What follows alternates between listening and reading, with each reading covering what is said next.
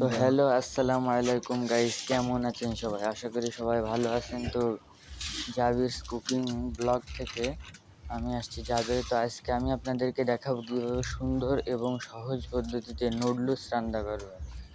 তো নুডলস রান্নার পদ্ধতি হলো, আপনি প্রথমে পানিটি ভালোভাবে গরম করে নেবেন। চুলার পরে প্যান অথবা কড়াই দিয়ে খুব সুন্দরভাবে পানিটি গরম করে নিয়ে তারপরে আপনার সেই কাঙ্ক্ষিত নুডলসটি তার ভিতরে ঢেলে দেবেন। তো গাইস দেখেন আগুনের কি তাপ গাইস, এই দুপুরের সময় আমরা নুডলস রান্না করতেছি। তো দেখেন আগুনের তাপ কি, আগুনের তাপে মোট চুলার কাছে দাঁড়ানো হয়ে যাচ্ছে না, এত পরিমাণ তাপ। তো যারা বলে যে রান্না করা খুব সহজ কাজ, তো তাদের জন্য এই ভিডিওটি, যে আগুনের তাপে কতটা কষ্ট হয় রান্না বান্না করতে।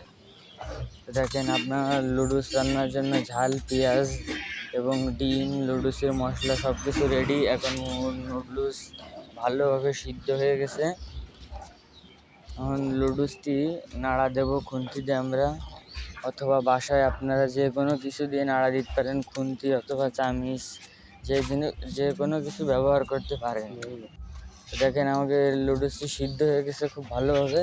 এখন আমরা লাবায় ফেলবো চুলা থেকে। লাবায়ে দেখেন ডালার মতো লাল একটা এরকম ছাঁকুনি দিয়ে আপনাকে নুডলসটি সেঁকে ফেলতে হবে।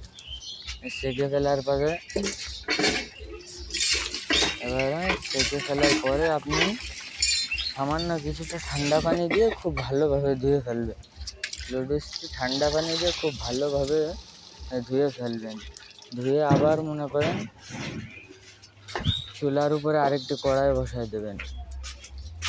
চাইলে আপনারা একটা কড়াই ইউজ করতে পারেন, যেহেতু আমাদের কড়াইয়ের খুব সংকট, বা আমরা তো আমাদের নিজেদের বাসা না, আমরা মাদ্রাসায় থাকি, মাদ্রাসার বাবুর্চি রান্না বাড়া করি, সেহেতু আমরা ওই কড়াইটি আবার বসিয়ে দিলাম চুলার উপর। এবার পরিমাণ মতো তেল দিয়ে দেবো। নুডলস রান্নার জন্য যে পরিমাণ তেল গাইজ, যে পরিমাণ তেল লাগবে সেই তেলটি আমরা দিয়ে দেবো। তেল দেওয়ার পরে তেলটা ভালোভাবে গরম হয়ে গেলে ঝাল এবং পেঁয়াজ দিয়ে দেবো। গাইজ খুবই সহজ নুডলস রান্না, আপনার 5 থেকে 10 মিনিট সময়ের ভিতরে নুডলস রান্না হয়ে যাবে। তো দেখেন গরমের তাপের কারণে চুলার কাছে দাঁড়ানো যাচ্ছিল না, তার কারণে আপনারা ঝাল পেঁয়াজ দেওয়ার পরে আপনারা লুডুসটি, আপনারা কাঙ্ক্ষিত সিদ্ধ করে রাখা লুডুসটি আপনারা ঢেলে দেবেন। সুন্দরভাবে আমাদের নুডলসটি তৈরি হয়ে গেছে। চাইনা দেশে নুডলস আমরা খুব সুন্দরভাবে ঝুরঝুরেভাবে রান্না করা শেষ।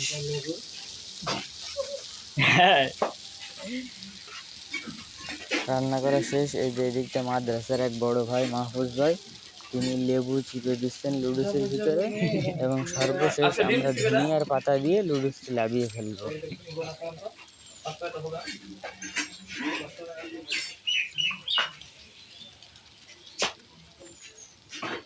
তো ধনিয়ার পাতা কাটা হচ্ছে, দেখেন গাইস ধনিয়ার পাতা কাটা হচ্ছে। যেহেতু কাটা ছিল না বা কাটতে মনে ছিল না আমাদের, সেহেতু ধনিয়ার পাতাটা কেটে দিয়ে চুলা থেকে কড়াইটি লাভিয়ে ফেলবো।